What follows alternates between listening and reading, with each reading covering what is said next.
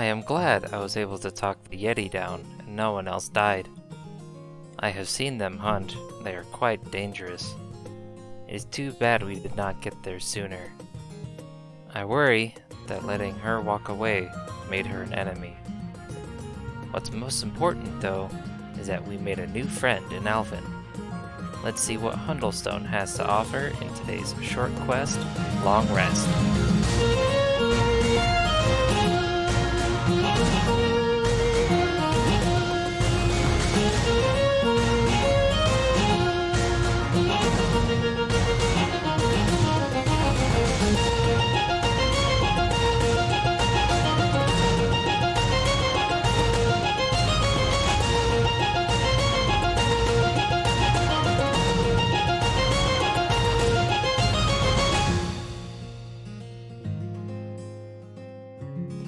Welcome back to Short Quest Long Rest and our ongoing series of Icewind Mail.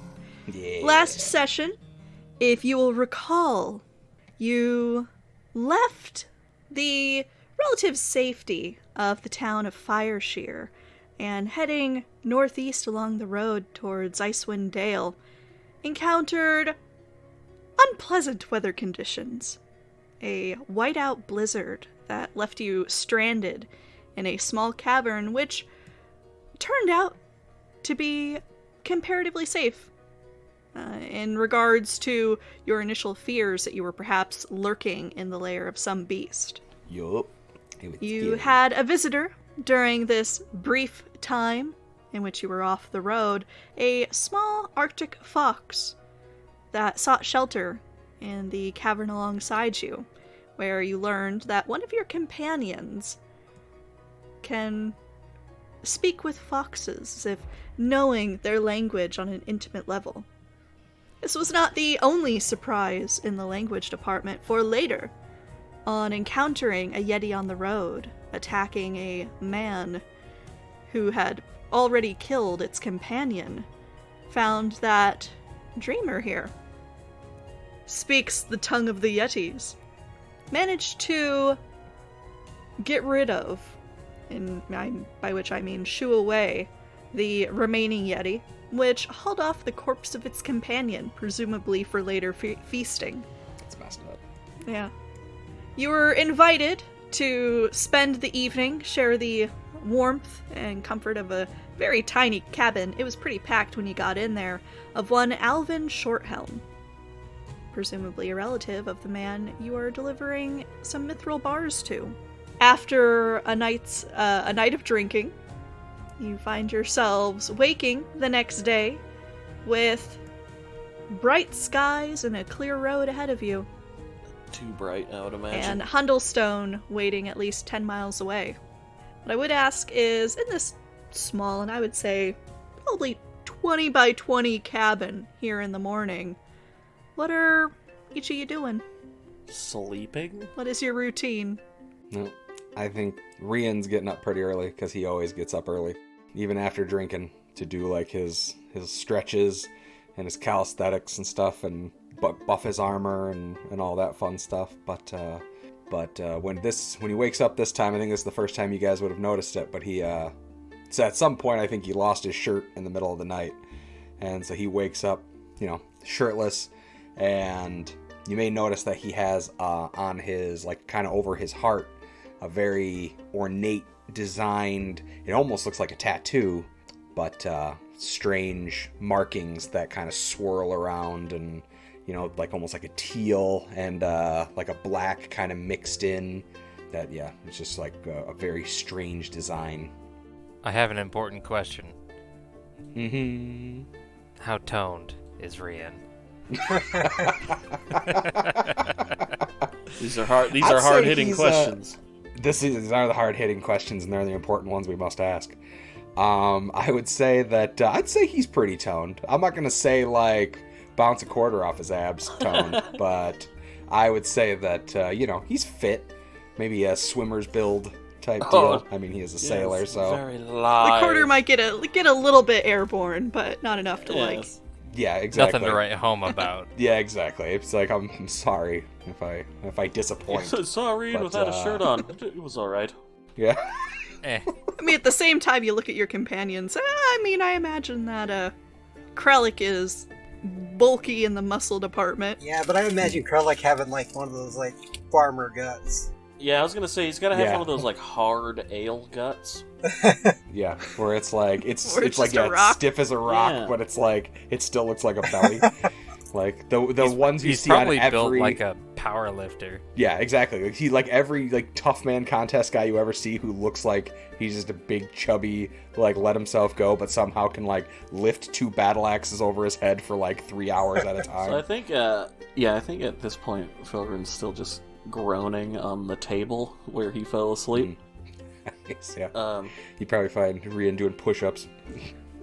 Which is really very funny because Alvin is sitting at the head of the table, using what little space there is to essentially kind of enjoy some cold breakfast rations in the morning. Morning.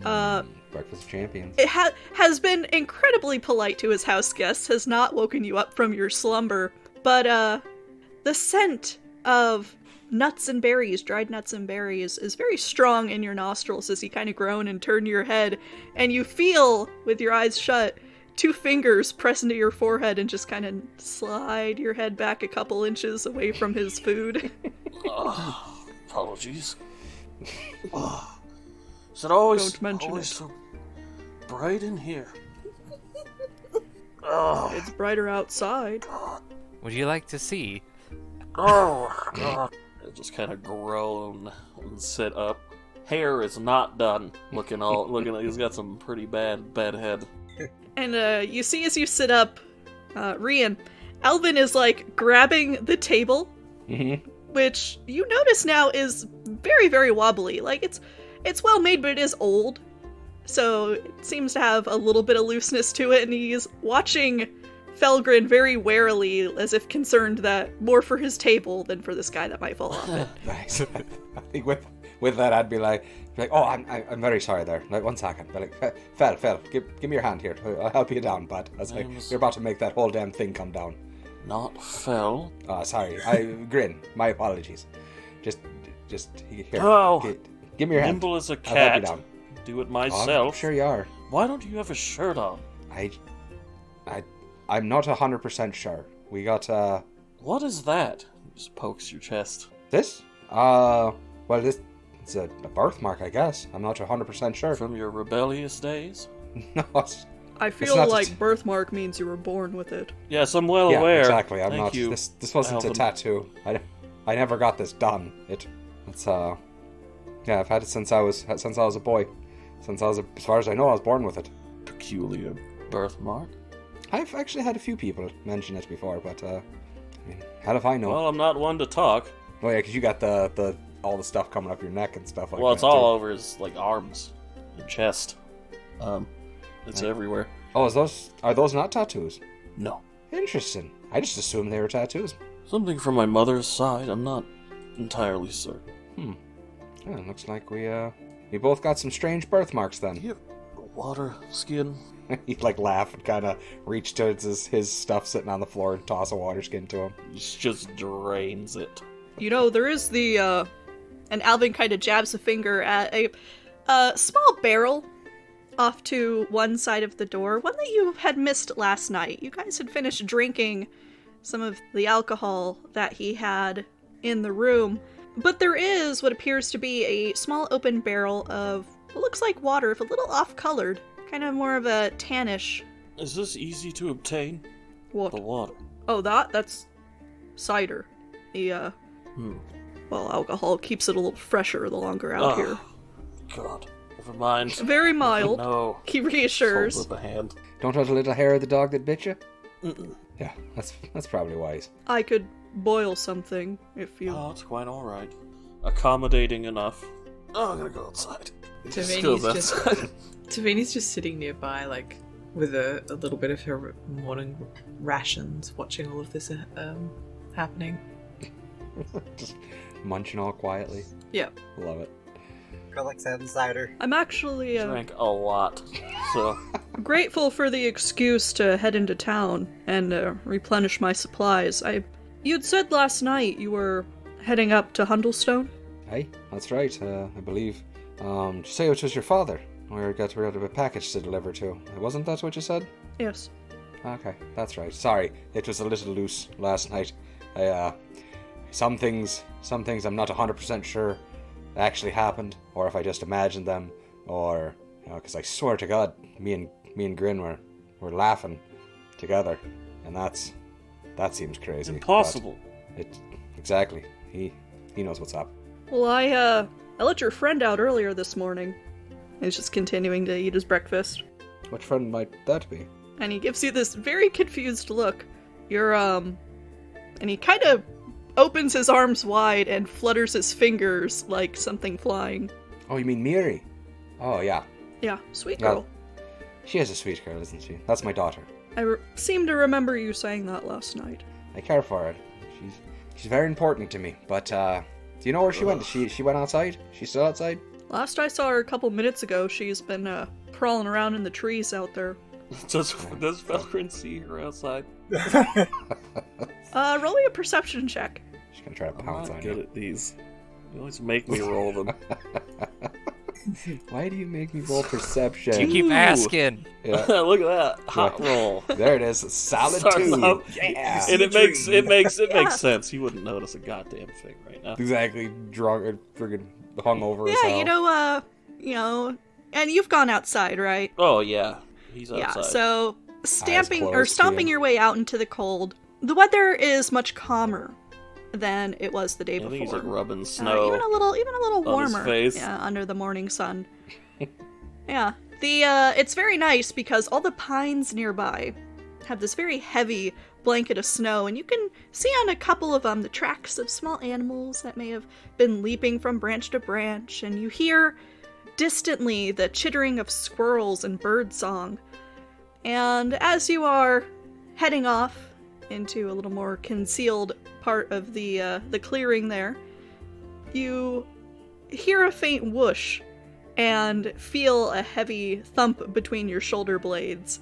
I think you would just go face first into the snow. He does not have his legs under him at all. So, face first in the snow, you hear the muffled giggling of a small child. He just turned And, on his back. Yeah, the weight sort of goes with you as you roll over. And Miri is squatting in the snow a couple feet away, kind of giggling. I wish I had the energy to be angry and feel it in my heart. She sort of bares her teeth in this very wide grin, and before you know it, has plowed her nose into the snow and almost completely buried herself, tunneling under it. You better run. Like he just puts his hands on his stomach. He's just laying there now. Just You're just in the snow. This is In where the I snow. live now.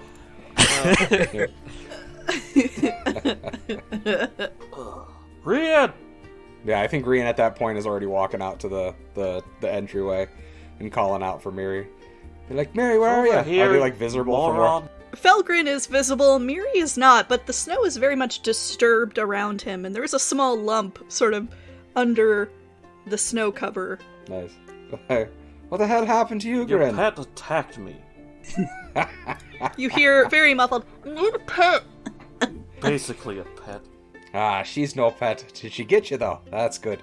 Miri, Oh yes, where getting are me ya? when I'm hungover. Yes, very impressive. Hey, sometimes you got to strike one with A iron hot. small bronze head emerges from the snow, and there's a small heap of it heaped atop her brow there. Mhm. She kind of shakes it off and blows out her nostrils.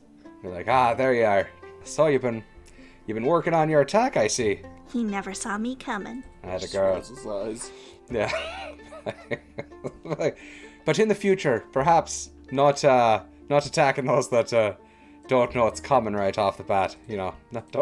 Don't test out your new skills on poor Grin when he's just I waking have up. to say, attacking someone when their back is turned is the best way to do it. Right? She nods in sage agreement. He'll push himself up. I think the cold has kind of woken him up, Yeah. and the shock of being assaulted. How about the rest of you? Nefarious creature. Nefarious. Cider's outside, so I guess Krellick would kind of be watching them because he went out to get some. It's just in the inside the doorway, so it's indoors. But there's a small tin cup there on a shelf beside it.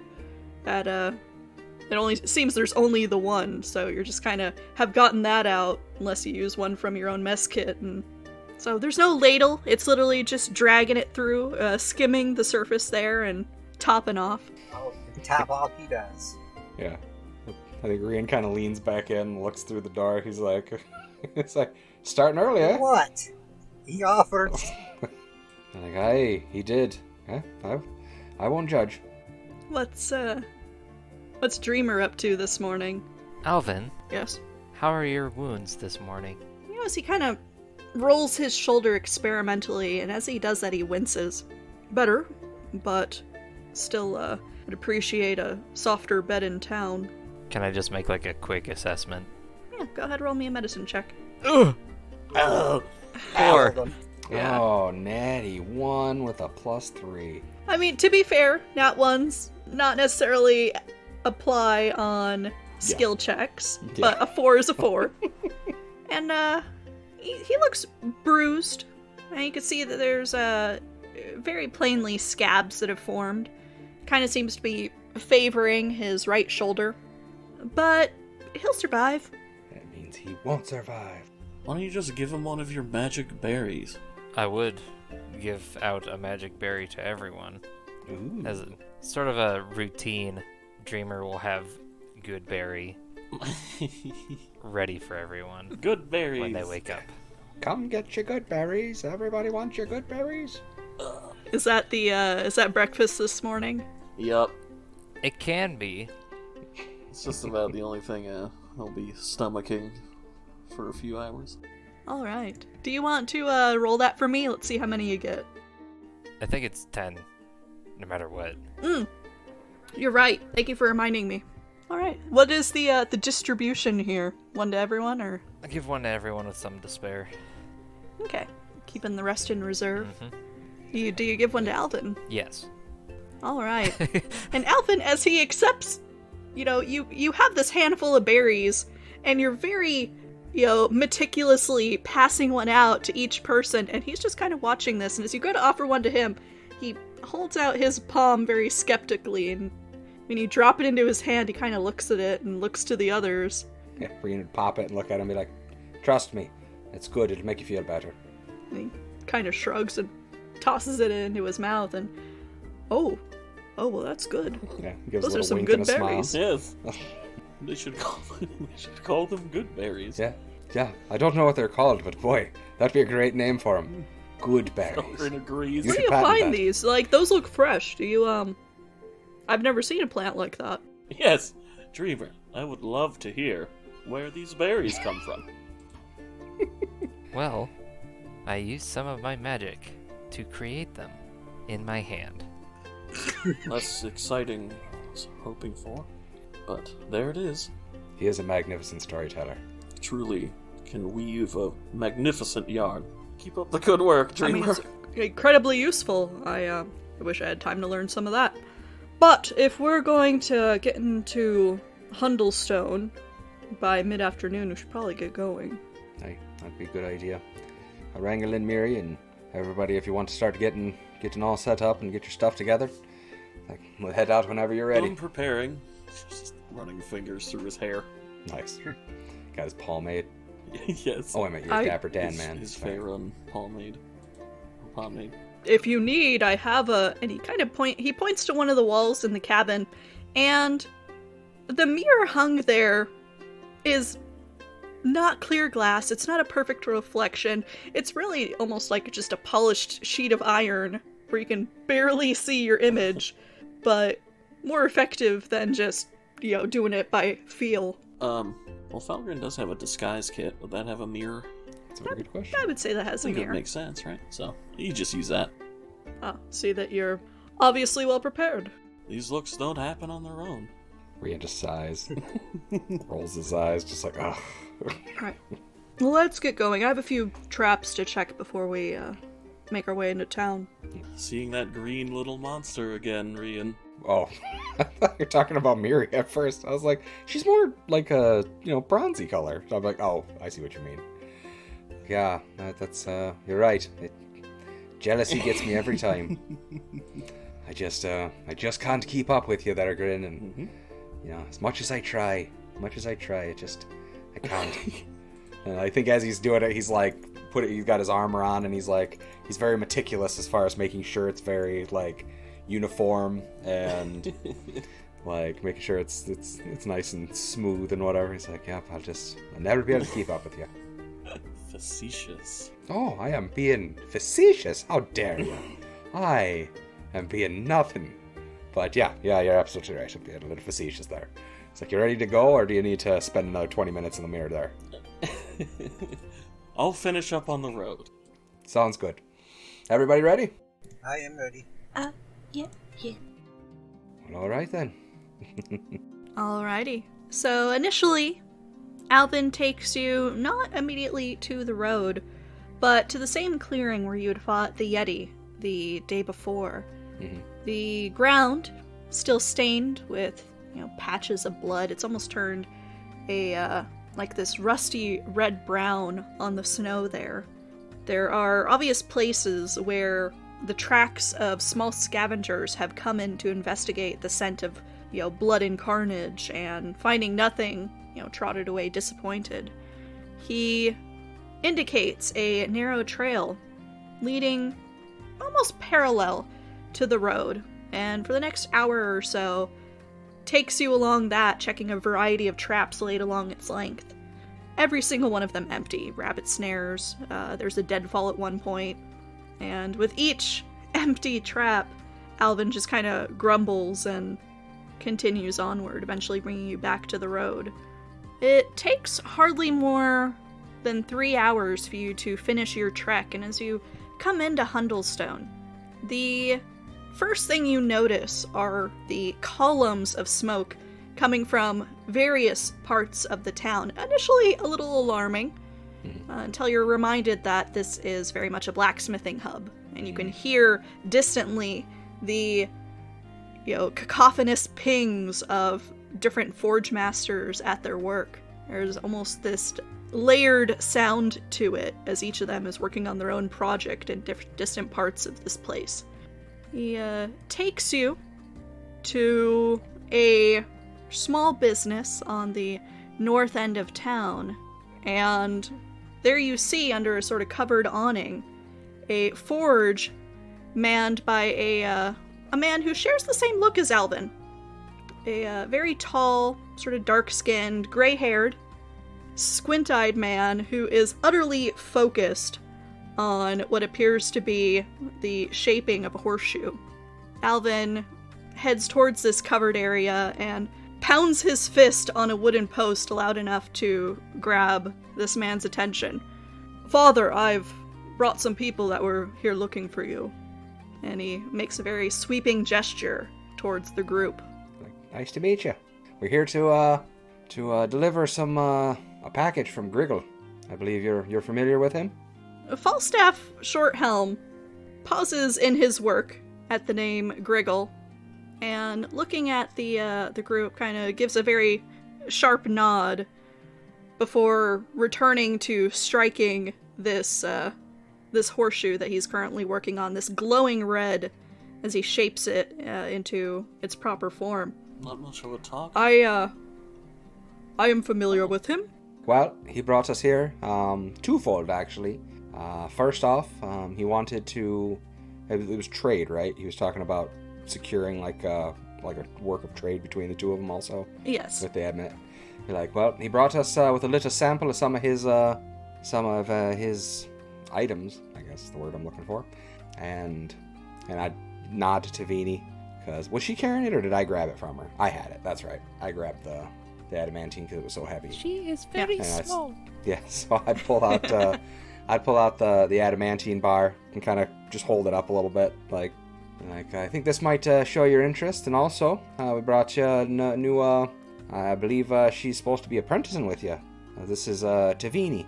She was one of Griggle's apprentices. Greetings.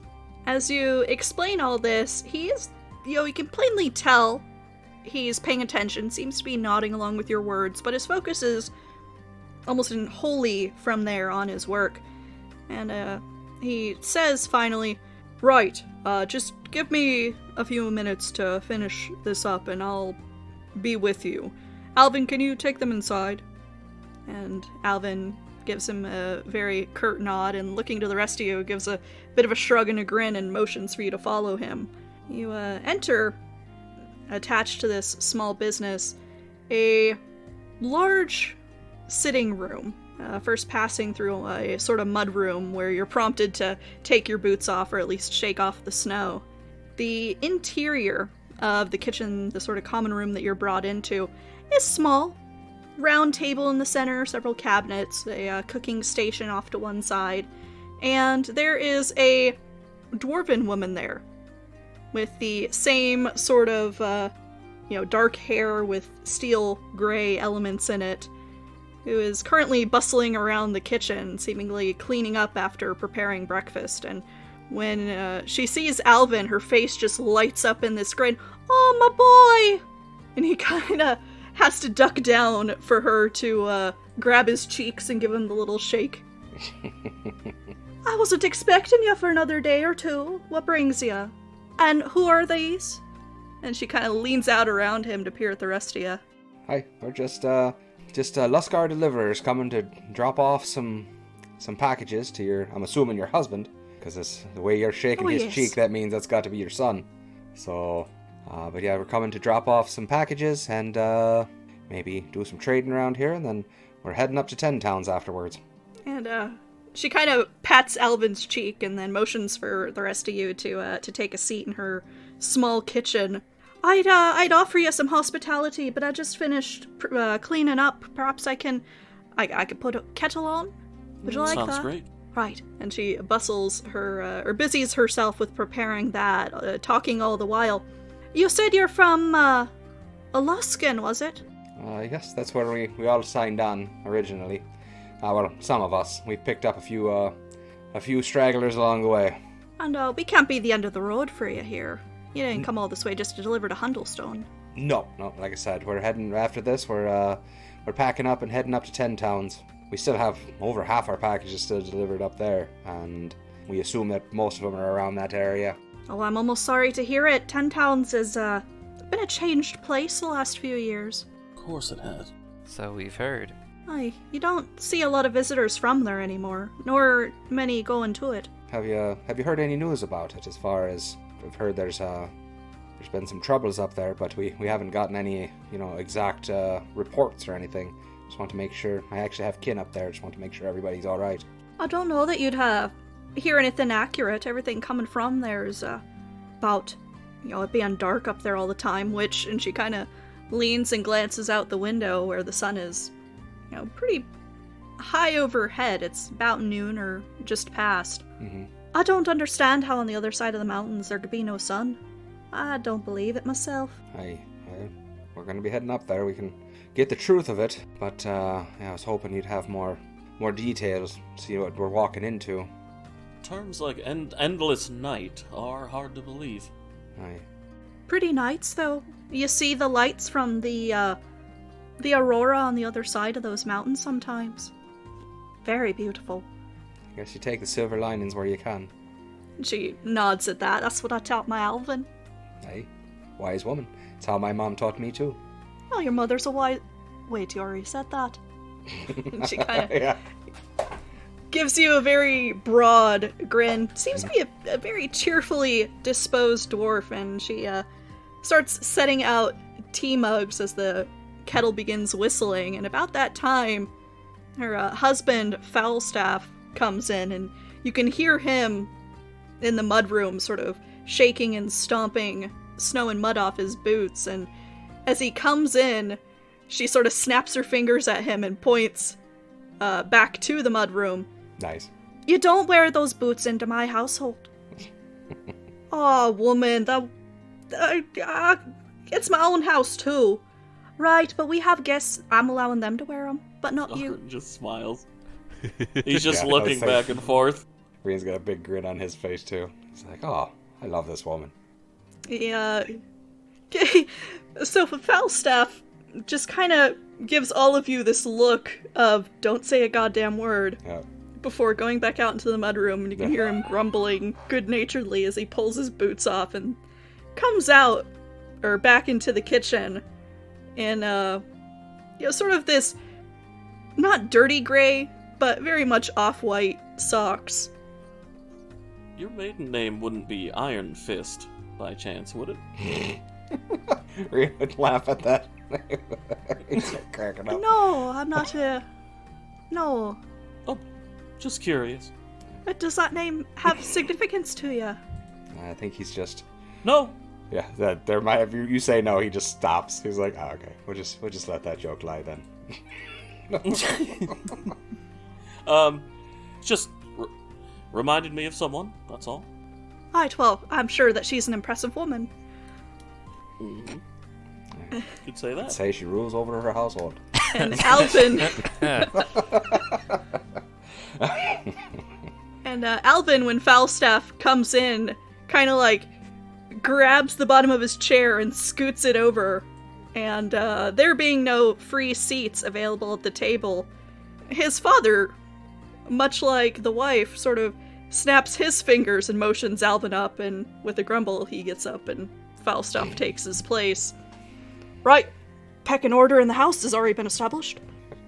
Rolls downhill, but you have my condolences. Like nod towards Alvin. Yeah, he's kind of standing behind his father and rolling his eyes, but, has that cheerful grin that this family all seems to share amongst one another's. But Falstaff, tips back in the chair and taking up Alvin's tea, sort of drinks about half of it down before putting it back. Right. Savage.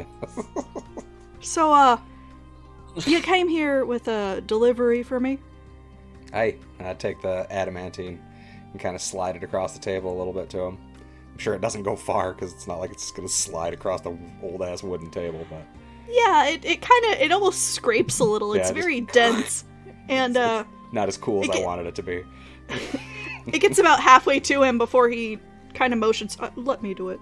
And he reaches over and picks it up. And, good effort. Hefts it with this almost a bit of a groan, because it is a very well-made bar. And he turns it over and peers at it very closely. And Tavini will produce the letter that came with the package. She's been keeping in her journal. He sets the bar down, and with a very curious look sort of accepts the letter, and for about a minute or two sits there in silence reading it over. Before looking at you, Tavini, this bit about a new forging method, or refining, would you happen to, know any details for me? And he leans over, like, as if eager for a secret. Not as much as Griggle does. Oh, and here I was hoping, I might be able to reproduce something like this myself. This is very finely made. Well, start trading with Griggle, and sure that might be a possibility at some point. His forge is very, very, complex, and, yes. The last I recall of Griggle, he was a complex man. Mm-hmm. How is the old bat?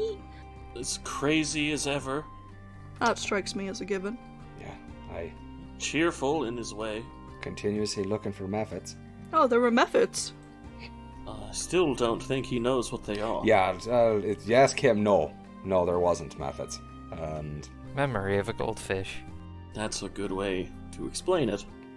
But he seemed to have found a new lady love somehow. Still don't understand how that happened.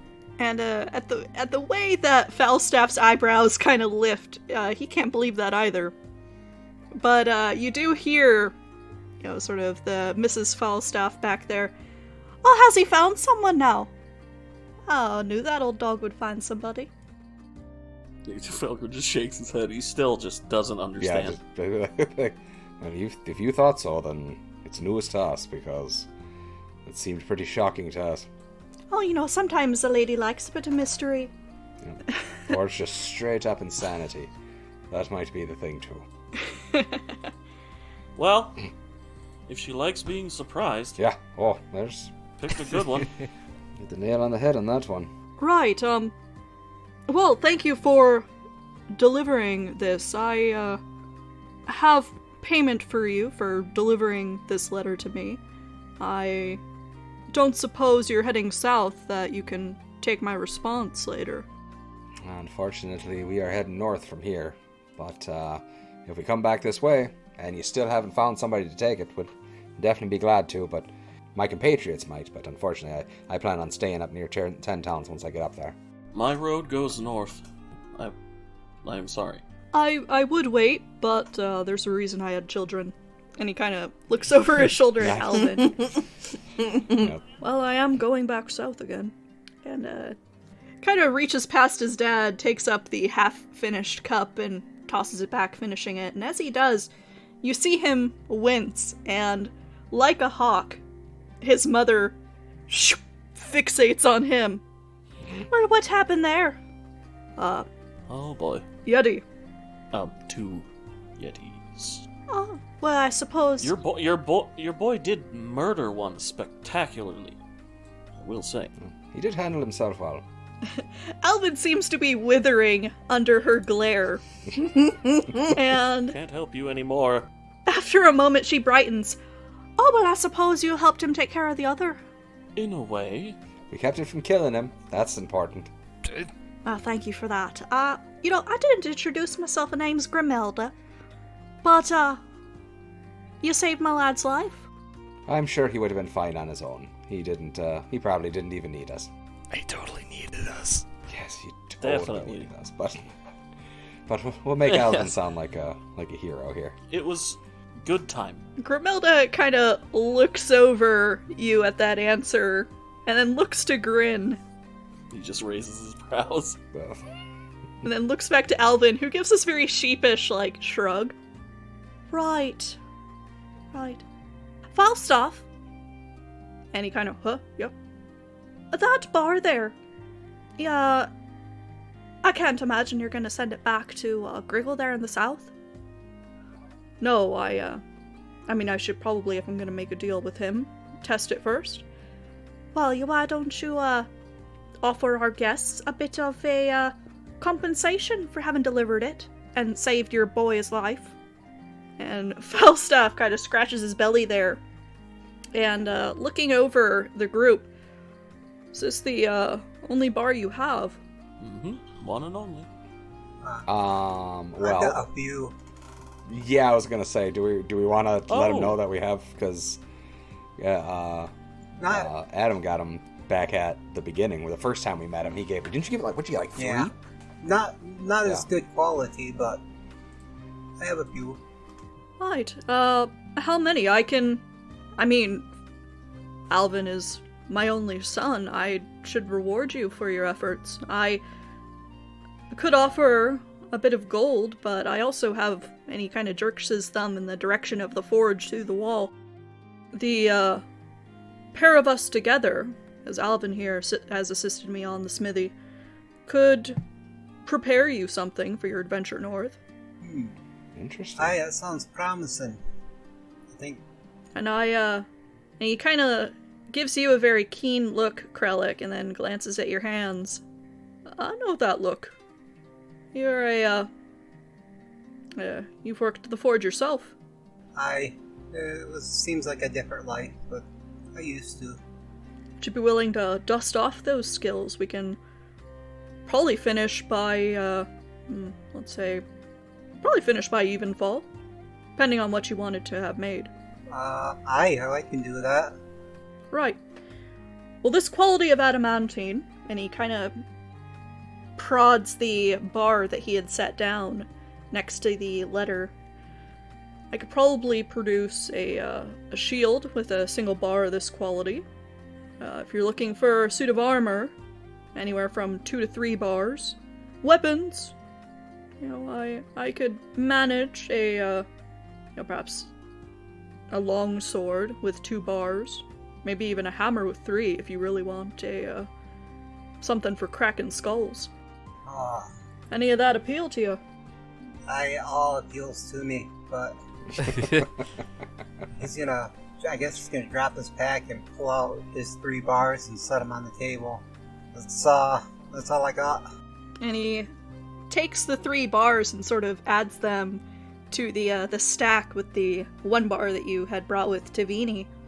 And looking from it to each of you at the table, well, if you want some time to debate what you would like made, I can return to my work. I've got some horseshoes to finish.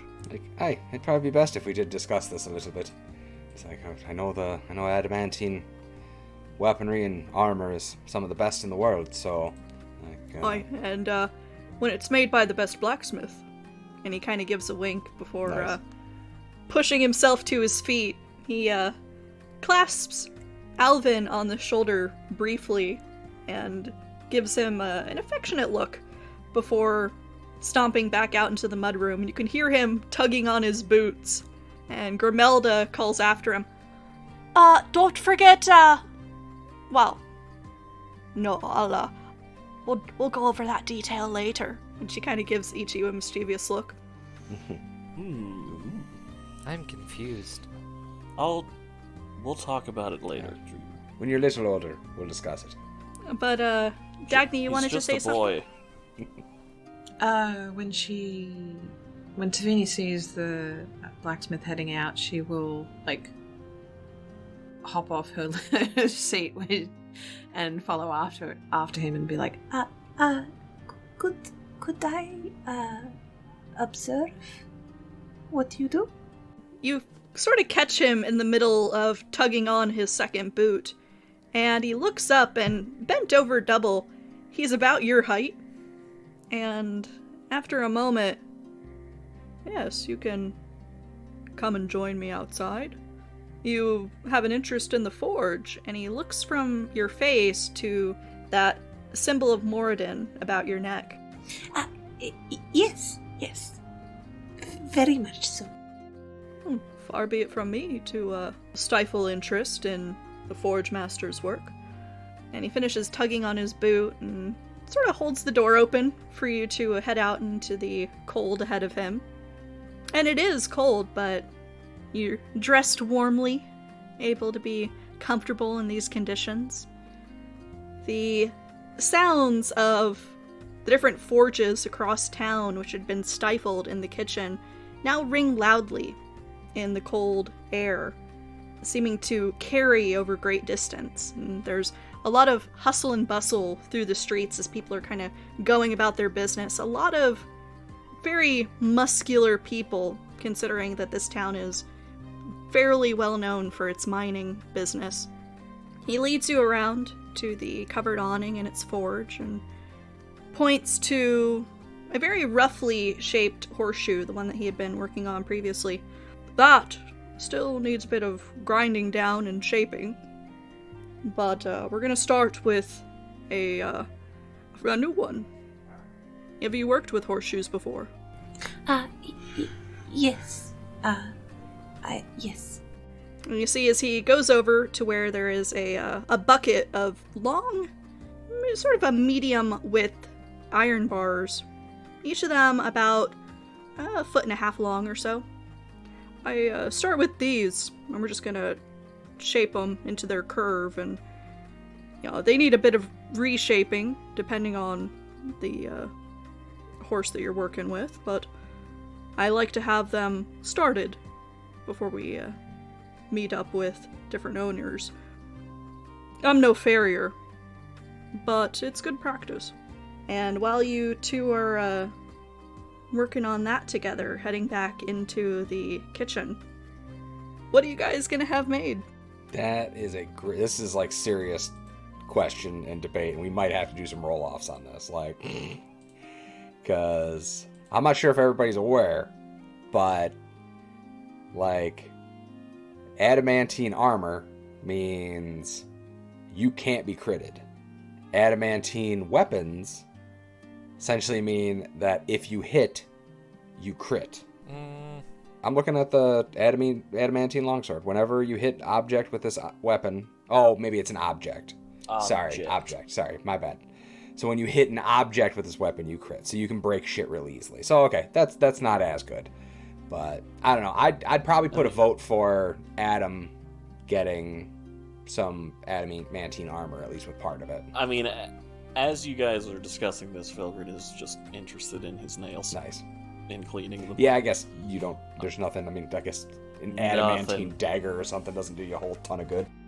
Like, what are you going to do? Break down a door with it? If we're splitting it evenly, I'll take mine in bar form. Like, well, I think this one is more, probably best if we find a good use for it, and... Gold is useful. Aye, but an unparalleled set of armor, that's quite a bit more useful than, some pittance of gold. To each their own. I think I could use a new shield. As far as I'm concerned, they are, at least those 3, are yours, aren't they? Aye, but... Then do with them as you will. So what do we want to do with them? I don't know. Suppose you ought to figure that out. Yeah, I mean, I guess we could play it that way, and that's perfectly fine, because that's what I was thinking of doing anyways. It is definitely of the mind of ownership. Gotcha. Is 9/10 of the law. Yeah, and I was thinking Krellick for armor or shield or whatever, either way. So yeah, essentially, whatever you want to do with those 3. So essentially, we're spending all this on Krellick. Not all of it. I mean, there's 4 bars. She said 2 or 3 for armor, 1 for shield. I'd imagine since you're a dwarf, it would be 2? The way that it works is if you're doing a shield, it's going to cost 1 bar. Mm-hmm. Medium armor will be 2. Heavy armor is going to be 3. Oh, If we're talking weapons, a light weapon or 10 pieces of ammunition is going to be a single bar. So that'll be like arrowheads, darts, etc. Gotcha. If you're looking at one-handed melee weapons, that's going to be rapier, longsword, short sword, that's going to be 2 bars. Oh wait, no. Short sword is technically light, so it'd be 1 bar. And a heavy weapon is going to take 3 bars. The way I see it, when Krellick is hit by things, he doesn't fall down often. It's true. If he doesn't fall down, they're less likely to hit me. I will not argue that logic. If he has better armor, he won't fall down even less. Or more, I should say. That was quite eloquent. Aye, that was nicely put. Hey. Like, can't be on all the time. This is an opportunity with 3 bars, this is only, coming from me as a suggestion, to snap up some adamantine plate. Yeah, that's that's where my head was at, because that is like, you really don't get, as much as cool as a shield would be, like I know it only costs you 1 bar, but if you wanted, I would be fine if you wanted to take 3 of those, Krellick, and get adamantine plate, because... You can get that and a shield. That's true. If you want to use all 4 bars, that's everything. Well, I mean, that's only 1 bar left. I mean, what else can you make? Shiny. True. That's true. Other than that, we're talking like, because I don't really need a short sword or anything. I don't care about that. Oh. And there was a possibility of getting a warhammer, but that's 2, so that doesn't equal out anyway. So, because him with a warhammer, if we did have 1 more bar, you can give him the armor and a warhammer, because then that warhammer would essentially be just a portable battering ram for us to go through anything we wanted. Yeah, so with that extra bar, I mean, Felgrid does know a very nice charity that could use a nice adamantine bar. Yeah, the Save a Grin Foundation. Of Latter-day Saints. The pay for my drinks for a month foundation. Yeah, of Latter-day patrons. Now, keep in mind that there is a very small class of creatures that, while adamantine weapons are not technically magical, there are some creatures that are resistant to weapons that are made of the typical steel, iron, etc., but are not resistant to adamantine weapons. It's a very, sort of narrow window where, a creature is vulnerable to nothing that isn't adamantine or silver, but before you get into, it's resistant to non-magical weapons. So, Krellick will be big, loud, and wearing shining, sparkling armor. Yep. It's a perfect target that isn't me. There you go. Now, meta speaking. Support this. Yeah, I was gonna say, meta speaking, If we give him the only thing about giving him the plate and the shield, it's like a hat on a hat. There's no reason to have non-critable stuff for both those things. You know what I'm saying?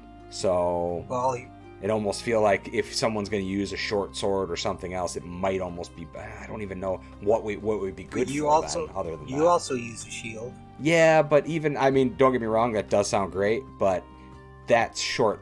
I mean, that's 2 levels. After, soon as I hit level, well, I guess I will be using it for, because I said I was going to go versatile. And And so Dreamer wouldn't use it because it's metal. Yeah. that's right, he can't use Dreamer. it. I was going to say, well, yeah, Dreamer uses a shield. I was like, oh shit. Dreamer's that's right, not he uses metal. like chiming in. Well, Nice. you could always hold on. You could always hold on to it, and maybe you get more adamantine later. That's not a bad call. I mean, there's no reason why we have to spend it now, and just hold on to it or sell it later for something. If we're in a real bad. If we're in a tight spot, you'd sell it for gold or. Yeah, because it goes for a shit ton, doesn't it? It's like Yeah, it's pretty. it's in pretty like pricey. thousands, right? There's a reason Felgrin wanted it. Yeah. Um, Oh, I know. But There he is he is also- outnumbered. So If you weren't going to do plate armor, you could do 2 sets of medium. Well, it depends. What are you going, Adam? I'm heavy. Do you? Are you? yeah, You're he's- heavy. He's, I was a gonna heavy, say. he's a Yeah, heavy so- boy. Yeah. So I guess I'm speaking for you and saying you should, but so it's up to you though. Like if you want a shield, like a really cool shield, that's completely understandable. If you want, No, I think I mean, Krellik's fine with using his shield. He's kind of sentimental to it. I can dig it. Sweet. Yeah. So yeah, I think the adamantine plate would be perfect for you because that's huge. That's literally some of the best armor you can have in the game. Like the only thing's better if we can get this thing enchanted at some point and get you a +1. Okay. And it Otherwise- doesn't require attunement. Yeah, exactly. It doesn't require attunement for that. So, It just works. so yeah, so it So- doesn't take up a slot. Krellik will take one of the bars, put it back in his pack, and take the other 3 out to the forge. It's I like decided. it. Okay, sounds like a plan to me. Let me know if that bar gets too heavy. Alright, how many of you are heading out to the forge? How many of you are remaining in the kitchen? Felgrin will stay inside. Alright. Not interested in that process. How about Dreamer? This discussion about armor has Dreamer sort of inspecting himself, looking at his makeshift. Self-conscious. Sorry. Go on. Sorry. I feel so exposed. Nice. I actually thought about that. Could we graft adamantine onto you, Well, onto your? it's metal, so Yeah, druid plus metal, no go. Yeah. Oh, that's true. It is very interesting because Grimelda has taken a very keen interest in you, Dreamer, as the others kind of shuffle out. She fills her own mug with, tea from the small fireplace off to one side, and, with both of her hands, these very broad dwarven hands, almost concealing the cup, kind of leans across the table towards you. So what's your story? he'll just blink a couple times with his eyes flickering. Blunk, blunk. What? And then What? Felgrin just kind of palms his face. Where are you from? Who made you? He'll sit there and think for a second. It's been a long time since I have thought about my maker. I don't know if I can really recall his name. I remember his face very well, but words lose meaning as you lose their attachment to them, if that makes sense. It doesn't to me. Felgrin shakes his head. At the same time that Felgrin is shaking his head, Grimelda, who's just riveted, leaning across the table, is nodding slowly. Oh, he's so mysterious. There's a difference between mysterious and confused. Before I came up here to Hundlestone, I lived in Waterdeep, and I tell you, you don't often see Warforged and none like you. But, there was one I recall, very interesting chap. He, went around with a big hammer across his back, and I know he fought in the arena down there. I don't recall him being very good. I never heard any stories, but had this, almost a bit of a melancholy to him. And I don't know why, you just reminded me of that. Thanks? Oh, you're welcome, dear. If it's anything to you, I don't know that there are any forged people like yourself up north. But if you come across any, tell them Grimilda says hi. I do. I'm just so fascinated. Note to any Warforged. Hello, from Grimelda. If you ever see one ever. She offers you a very broad grin and kind of, leans back in her chair more comfortably, sips her tea and looks about the kitchen. And, you lad, looking at Felgrin, I can't say that I see many tiefling through Hundlestone either. They're the most colorful bunch I've seen through this little town in years. Oh, you have no idea. We're all colorful in our own way. You should see my Falstaff's birthmark. Now that's colorful. He's got this red wine port stain. I don't imagine that's what you mean. No, but go on. She just kind You of see smiles. this red flush sort of cover her cheeks. I'd best not go on about that.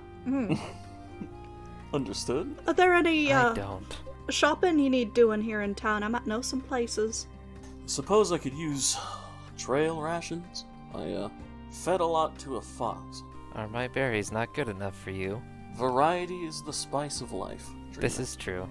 Hey, can't argue that one. Well, I can't imagine why you'd feed a fox. I mean, I do occasionally get them out in my bin behind the house, but never thought of deliberately feeding them. I do believe I can supply you a few things myself. Make a mean jerky. That sounds great, It actually does sound pretty good. if it's not too much trouble. Oh, no.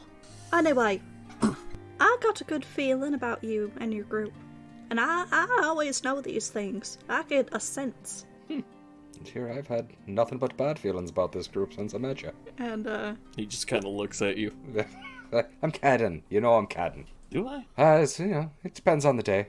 heading out to the forge, Kralik, you come upon a scene of Tavini, who has since sort of been recruited in the effort of making horseshoes. Falstaff has supplied her with some calipers that, Tavini, they're large enough that you have to hold them with both hands. And he sort of has directed you to hold a now red-hot steel bar over the anvil as he is directing you on how to turn this bar so he's able to hammer the beginnings of what will become a horseshoe into shape. And on seeing you, Kralik, he kind of glances up briefly and, refocuses again on his work. Let me finish up here with young Tavini here. It'll be a few minutes, and then did you decide on what you were going to have made? I think I'm going to get armor. I took you for the type. And how about you, little lass? Are you situated with armor yourself? Yes. I have, And she, tugs at the chainmail that she's wearing. this was, my first armor project. And you watch as, even though he's still focused on the horseshoe, his gaze kind of flickers to you. And you're able to see his face, because obviously, you're lower and there beside him with the calipers. I don't know that I would have any sets of armor that would suit a lass of your size, but I do have connections here in town, and I need to thank you for what you did for my son. Thank you is all, I require. And he kind of grunts as if dissatisfied with that, but continues his work. After about 20 minutes or so, you finish shaping this, the beginnings of a horseshoe. It's going to take a bit more work, but he does set it aside and motion for Kralik to join him. Right. What sort of armor are we doing? We're doing plate, the heavy stuff. The heavy stuff. Well, let's get started then, huh? Aye. Heavy stuff. That's heavy, Doc. So, what I would like from you guys, both Tavini and Kralik, you are both proficient in smithing tools, aren't you? Mm-hmm. Yes. Alright. So, I will allow you to either assist one another, give one of you advantage on a roll to see what sort of quality armor we run out or come out of here with, or you could both roll. You're going to be doing 2 successive rolls. So either advantage on both of those, or one of you does one, the other does the other. Depending on the result, we might have some additional goodies coming your way. Ooh. I Tavini believe in you guys. would, before all of this, she would start with a prayer to Moradin. Bless the forge and their work. As for rolls, what do you think? Do it together or separate? I think Krellick used to do this, but he hasn't done it for a while. So I think he would be more comfortable assisting her than actually making it himself. Since she's all about it, she's praying to the forge. Alrighty. So, Tavini, if you want to give me the first of your smithing rolls with advantage. I nail it. And you, are you casting Bless on yourself, or? I don't think Ooh. Bless does ability checks. Oh, yeah, hold on. Here I am thinking, what did I... You might, maybe guidance? Guidance. That's the spell. Yeah, I don't have that at the moment. Gotcha. I don't know if can you put guidance on yourself? That's a very good question. I don't know. I'd like to use my skill pep talk. Then, for the sake of the prayer that you send up to Moradin, make me a religion check before you begin. Alright, 13. So, grasping the amulet to Moradin about your neck, you murmur a brief prayer, and you do notice that Falstaff kind of, bows his head through the extent of it.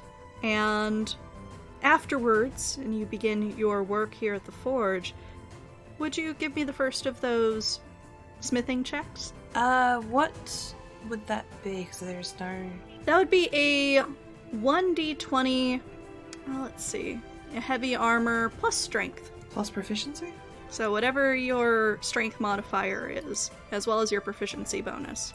So that's the first one. Do you want to roll the second one? And if you for hit advantage? shift up, you can just repeat it, and it'll pop right back up to the last one. Alrighty.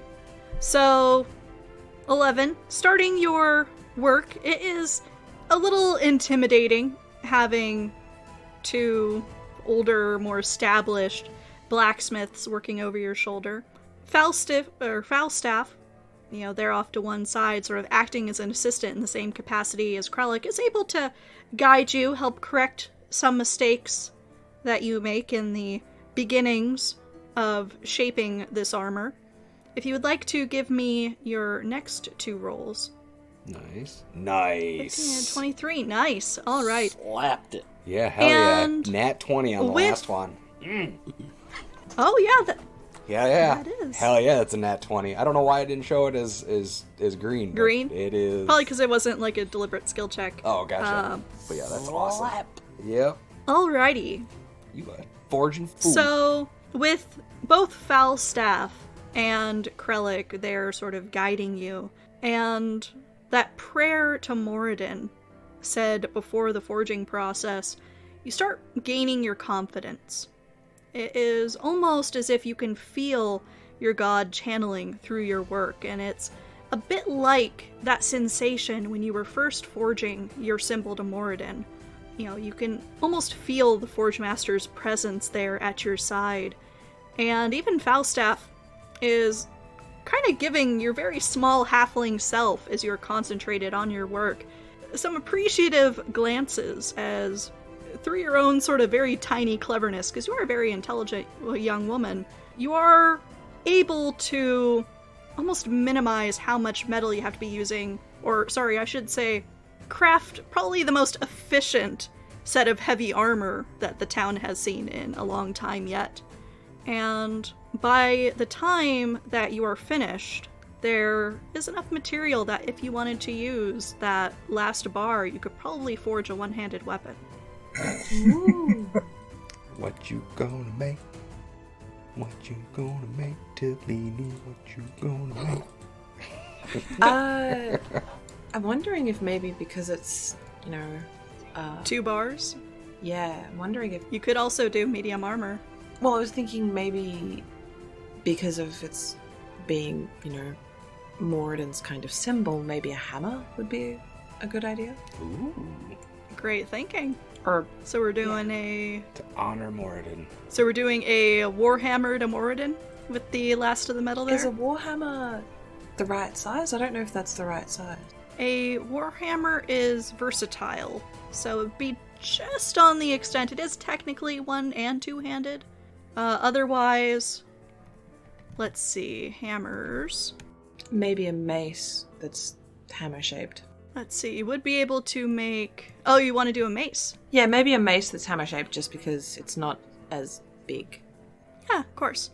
So if you want to, with Krellick's assistance, roll me a third advantaged check here. Right. So 12 ain't that moment of inspiration allows you to really very efficiently forge a set of heavy plate armor that is then set aside to cool and be polished up. And by this time, Alvin has come outside and he's working on that part of it, making sure that all the rough edges, of which there are very few, are ground down and the armor is polished as best it can be for such a sort of rushed job tackled by many hands. You're starting to feel the wariness of, having struck again and again with a hammer, metal on the anvil. It is seeping into your bones. You can almost feel with every blow your shoulder starting to rattle out of its socket. But you do manage to craft a very serviceable mace.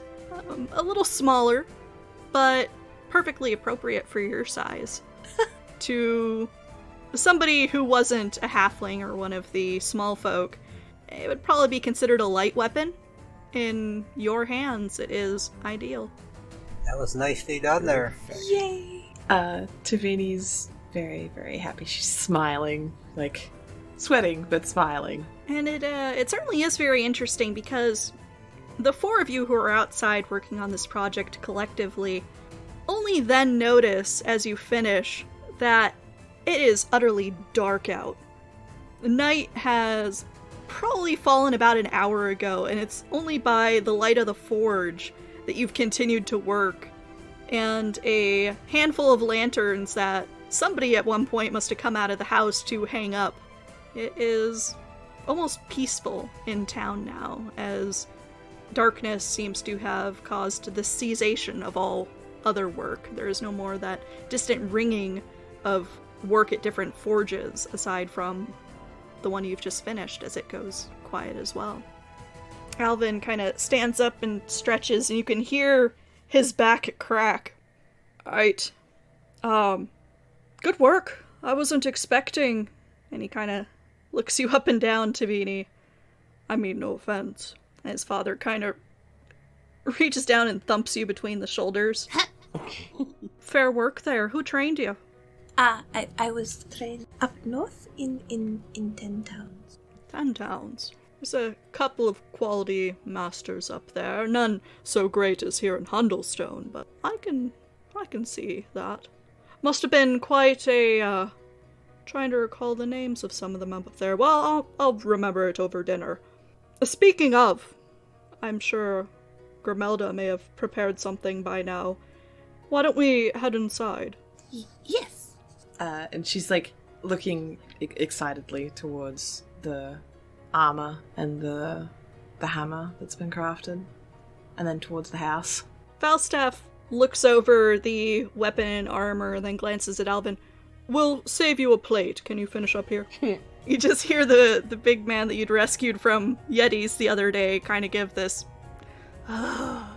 groan as Falstaff leads the pair of you inside, where the rest of you have been being entertained by Grimelda over the last couple hours, hearing the sounds of the forge work through the wall, muffled.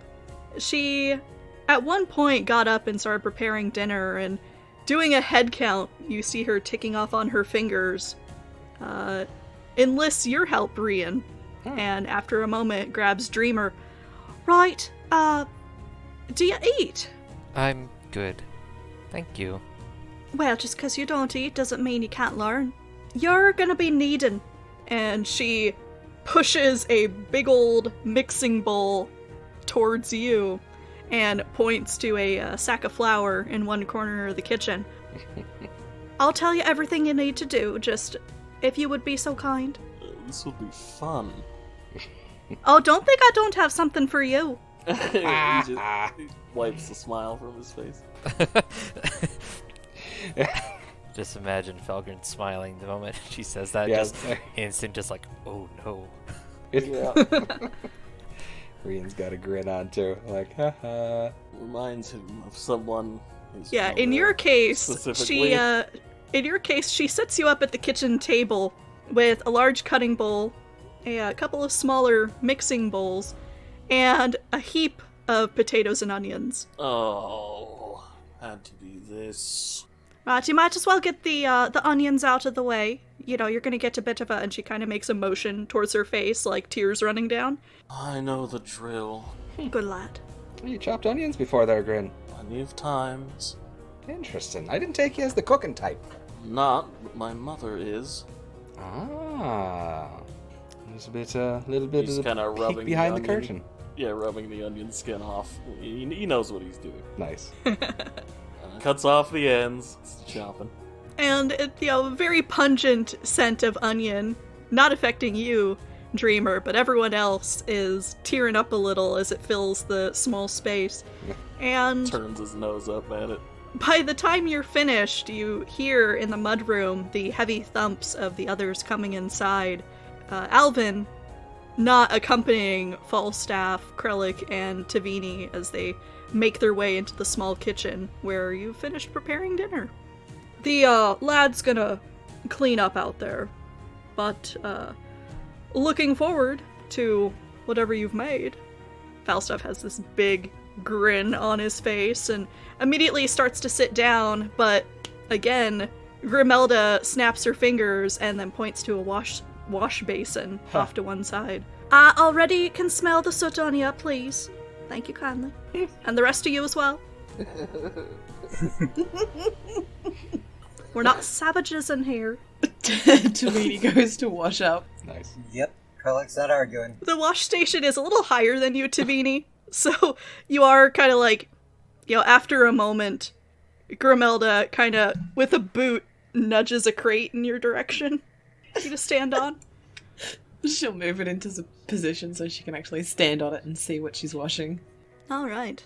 You sit down to a comfortable dinner, and about midway through, Rian, there is a sack that you wore on your back up the road here.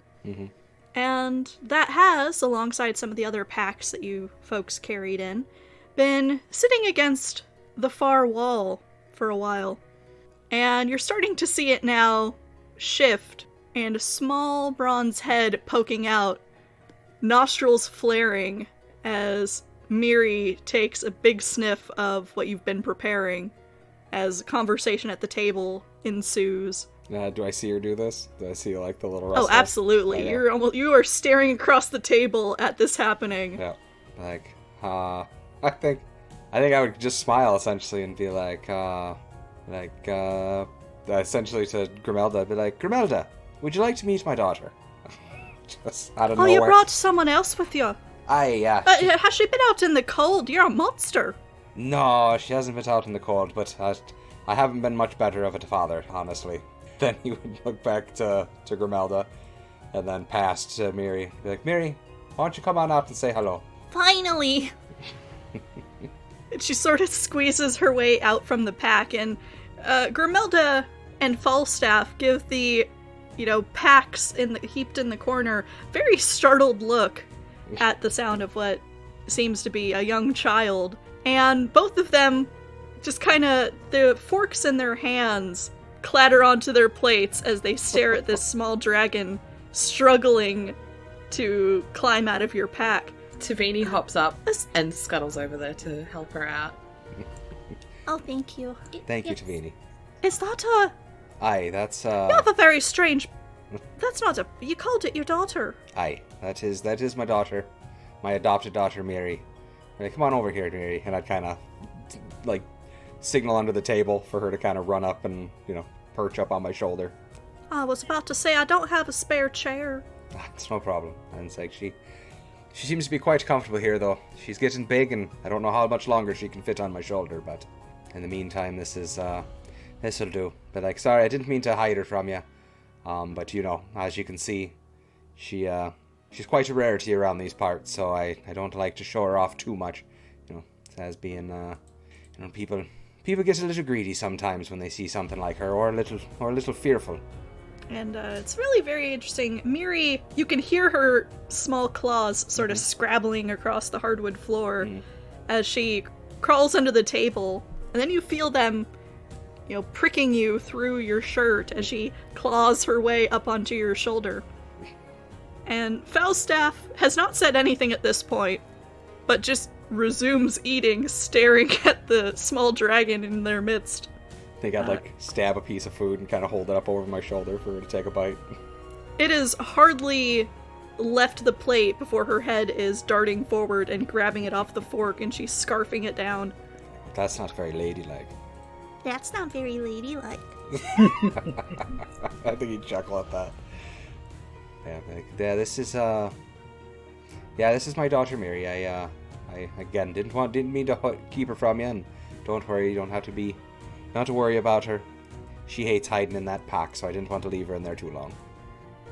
So Grimelda, who similarly to her husband is staring at Miri, finally goes, I can understand why people might want to steal her. She's gorgeous. Oh, such a pretty thing. And you feel Miri kind of sit up a little straighter on your shoulder, and she starts preening. Yep. You hear that, Mary? Oh, and very obviously aware of it, Yes. too. Yeah, she's a prideful little thing, but doing my best to raise her right. In fact, that's actually why I'm heading up to 10 Towns, as my mother lives in 10 Towns, and I could use a little help raising her. I honestly don't know the first thing about being a father, so just trying my best. Well, discipline is the preferred approach, Falstaff says as he continues to eat. Of course he does. Just still staring at his plate. Gotta keep a firm hand on the family. If you ask Uncle Felgrin, confidence is key. Grimelda is rolling her eyes at Falstaff's words and kind of mouths, "No, really, he's a very sweet man." I think Rian's rolling his eyes at Felgrin's response. She has plenty of that already, so I suppose it's kind of moot. That's true. She does have confidence. At that point, Alvin comes stomping in, takes off his boots, starts to head to the table, and Nice. gets pointed towards the wash basin. And while he is over there, he kind of looks over his shoulder and seeing Miri. "Oh, so you finally introduced them?" I honestly, with all the happenings, I forgot about her for a minute, and I feel terrible about leaving her in that pack for so long. I honestly don't think I am, Mary, I don't think I'm gonna keep you in there anymore. We're pretty far north here, and we're planning on, if everything goes the way I'm thinking, we're probably settling somewhere near 10 Towns anyway, so anybody that sees you along the way at this point is probably gonna see you at some point, so I don't think I'm gonna have you hide anymore. All you hear from, somewhere off, almost behind your head, because she has sort of sat up a little on your shoulder, is this relieved sound. Like, I'm so glad. I know it's been tough, and you did so good up until this point. I know it's been hard. You spend more time in that bag than you have in breathing fresh air, and you've done good, and you don't deserve to be cooped up anymore. So from here on out, you're riding shotgun, and that's probably not a phrase that they would have. What is a shotgun?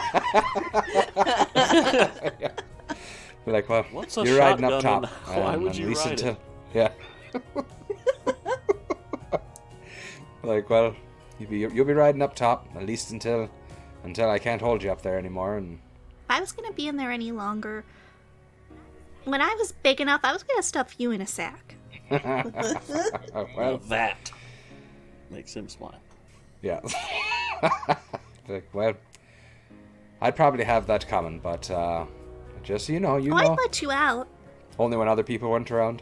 She gives this very broad, draconic grin. Like, you little shit. I do love you. But eat up. I'd say if you want to eat off my plate, feel free.